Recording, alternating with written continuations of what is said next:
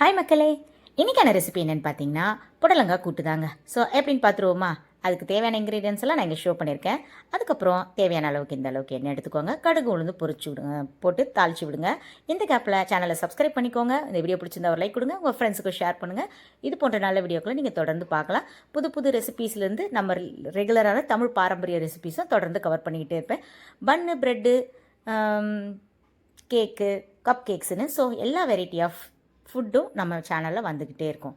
So அதுக்கப்புறமா என்னென்னு பார்த்தீங்கன்னா வெங்காயத்தையும் கருவேப்பிலையும் சேர்த்து நல்லா ப்ரௌனிஷ் ஆனதுக்கப்புறம் 2 நறுக்கி வச்சுருக்க தக்காளியும் சேர்த்து உப்பையும் சேர்த்து நல்லா பச்சை வடை போகிற அளவுக்கு வதக்கி இந்த வதங்கின ஸ்டேஜில் புடலங்காயும் சேர்த்து 1 ஸ்பூன் அளவுக்கு வீட்டு குழம்பு தூள் சேர்த்துருக்கேன். எப்பயுமே காரமும் உப்பும் உங்களுடைய தேவைக்கு மட்டுமே சேருங்க.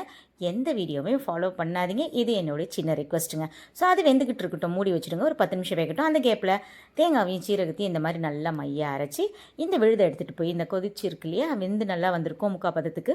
ஸோ இதில் சேர்த்துட்டு இதுக்கப்புறமும் ஒரு 10 நிமிஷம் மூடி வச்சு நல்லா கிளறி கொடுத்திங்கன்னா தக்காளிலாம் நல்லா மையாக மிக்ஸ் ஆகி தேங்காவோட பச்சை வடைலாம் போயிட்டு அருமையாக வெந்து அட்டகாசமாக இருக்குங்க. வீடே மணக்கொன்னா பார்த்துக்கோங்களேன்.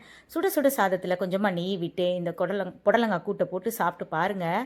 புடலங்காவே எனக்கு பிடிக்காதுங்க, எனக்கு அதெல்லாம் செட் ஆகாதுங்க அப்படின்னு சொல்கிறவங்க கூட இனிமேல் ரெகுலராக வாங்கி சாப்பிடுவாங்க. தேங்க்ஸ் ஃபார் வாட்சிங்.